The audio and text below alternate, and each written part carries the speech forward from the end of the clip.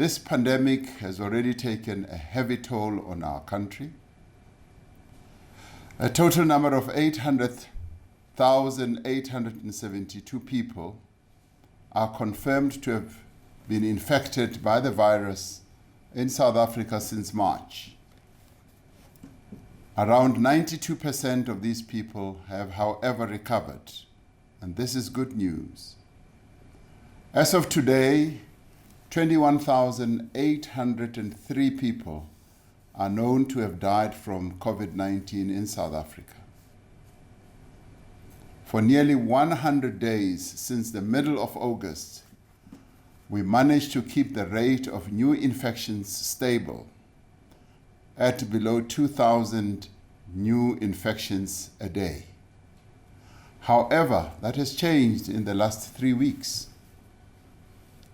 There has been a marked rise in new infections and an increase in the number of people being admitted to our hospitals. In the first week of November, we were recording an average of 1,500 new cases a day. By the last week of November, this had almost doubled to an average of around 2,900 new cases a day. Yesterday, South Africa recorded over 4,400 new infections, the largest daily increase in infections since the middle of August. The total number of hospital admissions is now over 5,800 nationally, and it keeps on increasing. 3 weeks ago, hospital admissions were around 4,900. There are 3 areas in our country that account for most of these new infections. I alluded to some of these when I last spoke to the nation. These are Nelson Mandela Bay and the Sarah Baartman district in the Eastern Cape and the Garden Route district in the Western Cape. Hospital admissions in these districts are on the rise. In some instances, they are comparable to those during the first wave of infections. In the Eastern Cape and the Western Cape, there's been an increase in both reported COVID-19 deaths and excess deaths. This must be a concern for every one of us. There are a number of reasons for the rise in transmission.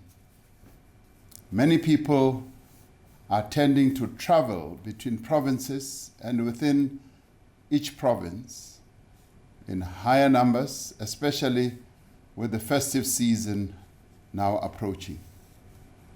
In the case of the Garden Route, this also applies to the movement of seasonal workers who work in one province and live in another province.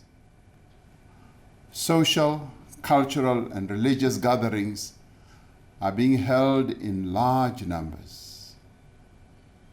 In many cases, these gatherings are often attended by many more people than what is permitted under Level 1 restrictions. What is concerning is that these are also often held in venues or places which have poor ventilation. This is particularly the case for funerals, which are often followed by large so-called after-tears parties. Several hospitals in the Nelson Mandela Bay Metro have reported a rise in alcohol-related trauma admissions. As we have said in the past, these alcohol-related trauma admissions divert our capacity that is needed to deal with COVID-related cases.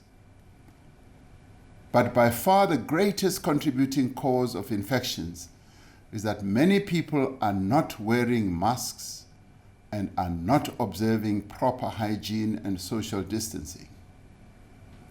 As I said during our last family meeting, at alert level 1, we have the measures we need to control the virus. All the tools are in place. But our main problem is that there are parts of our country where people are not complying with the current restrictions and the basic prevention measures are not being followed. The most urgent task before us now is to contain the rise in infections in the affected districts in the Eastern Cape and the Western Cape, and to ensure that a similar situation does not develop in other parts of the country. To prevent this, we are putting into motion the resurgence plan that we developed with the World Health Organization's search team.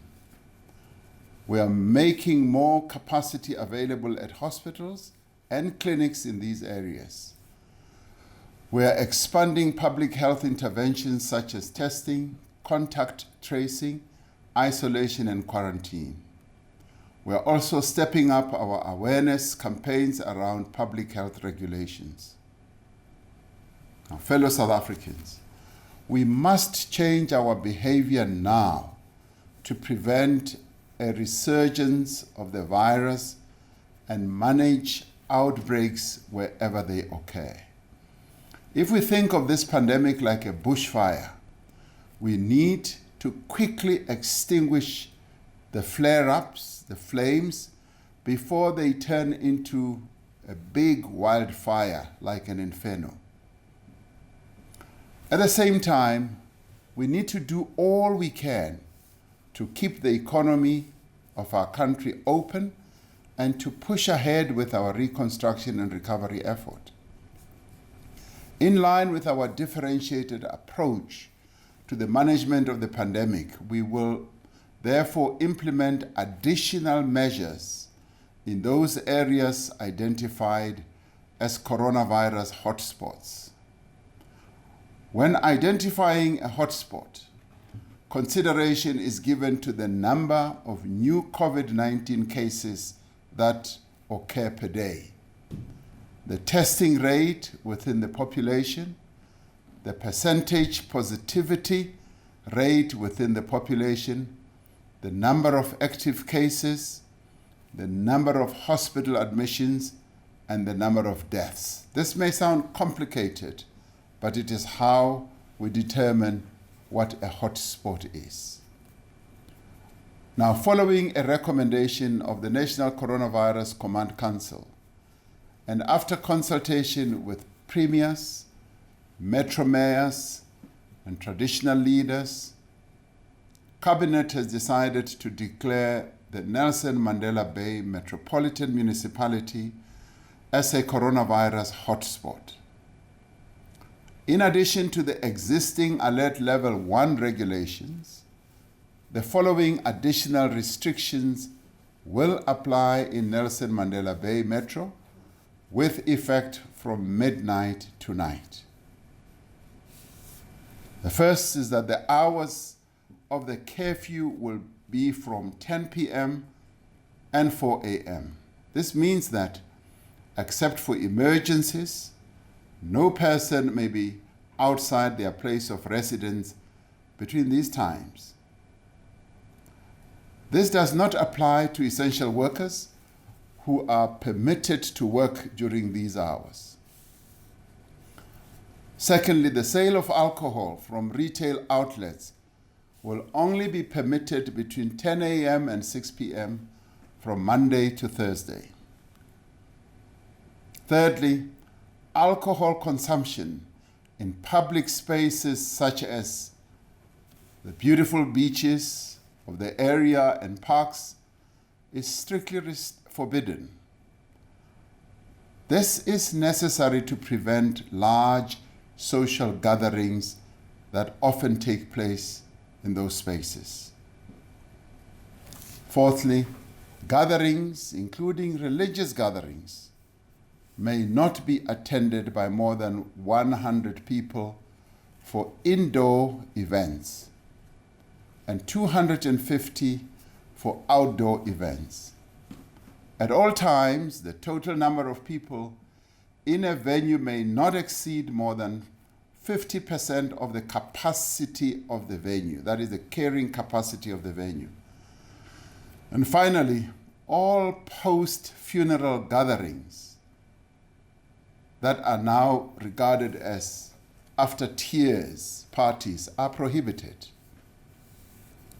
These additional measures are necessary to contain the resurgence that we are experiencing right now in Nelson Mandela Bay, to prevent outbreaks resulting from social gatherings and to protect the capacity of our healthcare system to provide care for those who need it.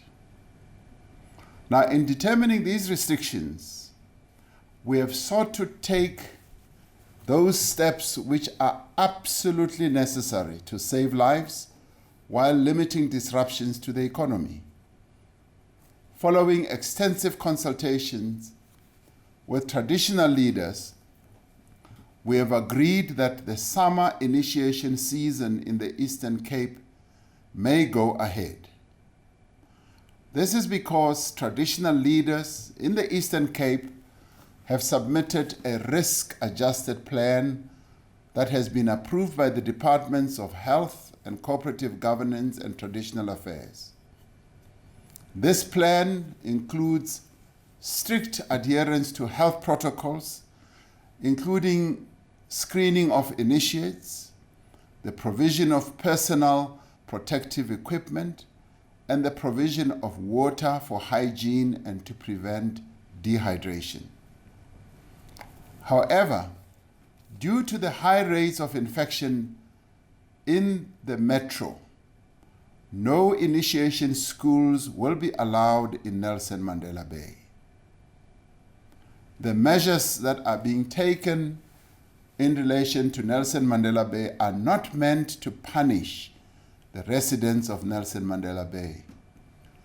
They are not intended to increase the hardship that is already being experienced by our citizens. These measures are needed to contain the spread of the virus and to save lives. In the coming days, the Minister of Health, Dr. Zwelini Mkhize, will be visiting the Sarah Baartman district and the Garden Route to assess the situation and to engage with various stakeholders in the province. Based on this assessment and the development of the disease in these areas, the National Coronavirus Command Council will determine the appropriate course of action, and if any, that will be announced in due course. To ensure that we maintain the current prevention measures, the national state of disaster will be extended to the 15th of January 2021 in line with the Disaster Management Act. All existing level 1 restrictions remain in force and in place throughout the country. We have all the tools that we need to prevent a resurgence in the rest of the country. We can only do this if every one of us play their part. We can only prevent a second wave if all of us respect the rules, the measures, and the protocols that have been put in place for the protection of everyone. For the safety of all of us, those who break the rules must face consequences. We have instructed law enforcement officials to ensure compliance with the law by owners, by controllers, managers of workplaces, shops, institutions, and buildings to ensure social distancing and wearing of masks and all the other hygiene protocols. Taxi operators are also required to ensure that all their passengers in their vehicles wear masks. In addition, each one of us will be required to comply with the curfew times. Together with the measures to contain a resurgence in hotspot areas, the national effort continues to strengthen public health interventions such as community screening, increased testing, contact tracing, and communication on behavioral change. As we have said in the past, the only viable defense we will have against COVID-19 will be the vaccine. There are now many initiatives around the world to speed up the development of a vaccine. We continue to collaborate with our partners in the international community to ensure that all countries have access to an effective and affordable vaccine so that no one is left behind. We are participating in the World Health Organization's COVID-19 Global Vaccine Access Facility, known as the COVAX facility, which aims to pool resources and share vaccine development risk and thus ensure equitable access to vaccines when they become available. We are encouraged that the Solidarity Fund that we formed at the beginning of the surge in infections will be making the initial contribution of 327 million rand towards this vaccine procurement on behalf of our country. We are also encouraged by the promising results from 3 trials of candidate vaccines which have shown efficacy levels of between 70 and 95%. We await confirmation from medicine regulators that these vaccines are safe, that they are effective, and that they will be suitable for the needs of our people.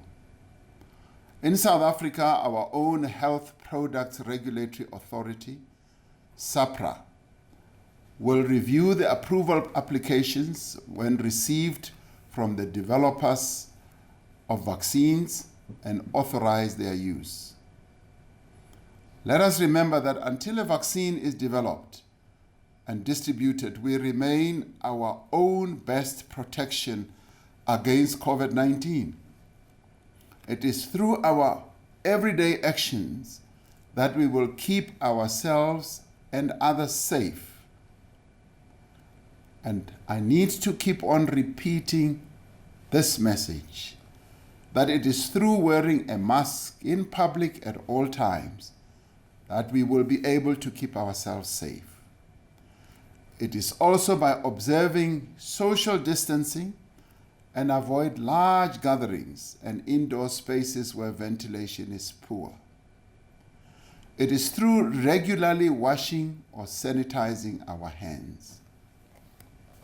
I know we may get bored with the repetition of the same message, but I'd like this message to sink. I was recently most impressed that a 4-year-old little girl was repeating exactly the same message and telling adults what the president has been saying. So the message does need to be repeated so that it sinks into our subconsciouses. We can also protect ourselves by downloading the COVID Alert mobile app that can notify us if we are exposed to the virus and thereby help to break the chain of transmission. It is extremely encouraging that the COVID Alert SA app has now been downloaded by more than 1 million South Africans. If you have not yet downloaded it, you are one of those who are being left behind. If there is anything this pandemic has taught us, it is the danger of becoming complacent and relaxing. Across the world, countries with declining infections have eased restrictions only to experience a second and even a more severe wave, forcing them to reimpose restrictions on movement, on gatherings, and on economic activity. If there ever was a time for caution, this is the time. The festive season is approaching. Schools and places of higher learning have closed for the summer holidays. Many of us are winding down at work and will soon be at home with our families. Many of us are preparing to travel to reunite with friends and family. Traveling carries great risks, which we can reduce by avoiding unnecessary travel. We can also reduce infection risk by wearing a mask in public transport, keeping the vehicle windows open, and maintaining prevention measures on arrival. The summer season is traditionally a time for social gatherings where we attend festivals and fun events and socialize at weddings, religious gatherings, and in both public and private spaces. These social gatherings, fellow South Africans, can be super spreader events that carry a huge risk of transmission of the virus. This is being experienced by many countries across the world. Each of us needs to ensure we take precautions to avoid spreading the virus to our families, especially our elders. We should keep gatherings small. We should have them outside or in well-ventilated venues. We should ensure social distancing and continue wearing our masks as much as possible. We must remember that as much as we want to relax, this virus does not relax. And this virus does not take a holiday. This 2020 has been a difficult year for us as a nation and as a country. It has severely tested our resolve and demanded great sacrifices of each and every one of us. But even as the holidays approach, we cannot let our guard down. Unless we take personal responsibility for our health and the health of others, more people are going to become infected. More people are going to die. Over the last 8 months, many people have lost parents, siblings, spouses, friends, and colleagues to COVID-19. As a nation, we have lost many brave frontline workers who are caring for those in hospitals and our clinics. We have lost essential service workers who helped to keep this country running, moving, and operating during the lockdown period. We have lost teachers who went to school every day to support our children and to ensure our matriculants were able to write their final exams. We owe it to all those whose lives have been so tragically cut short by this deadly virus, not to let the same suffering and pain be visited on even more families and more of our people. We owe it to our own friends and relatives and those around us. We owe it to our country because a resurgence of the virus would be a severe blow and a setback to our emerging economic recovery, to our efforts to restore and create jobs, and to our provision of services to our people. Most of all, we owe it to ourselves and each other because this affects all of us. Tonight, we stand in solidarity with the people of Nelson Mandela Bay Metro as they work to contain this outbreak.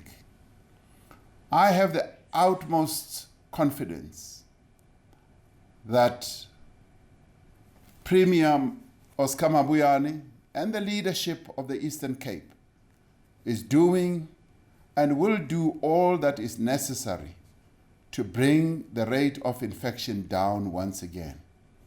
I call on each and every one of you to remember those whose lives have been lost and the precious lives we still have to save. Over the past 8 months, we succeeded in bringing the virus under control by acting together and working hand in hand. We fought this pandemic with everything that we had. Through our combined efforts, we saved many thousands of lives, which would otherwise have been needlessly lost. Now, as the number of infections begins to rise again, we must not sacrifice the gains that we have made. We cannot return to the darker days of June and July. You remember?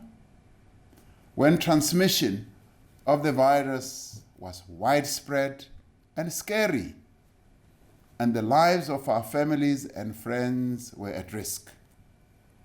Just as we know that a second wave is possible, we know too that it can be avoided. So tonight, I'm asking you to recommit yourself to this fight. We're in a fight of our lives. We can still prevent the virus from spreading any further if we take the appropriate steps now. Just as we did in the early days of the pandemic, let us stand together and let us work together. We will get through this period of difficulty as we did the ones before. May God continue to bless our beautiful country, South Africa, and protect all her people.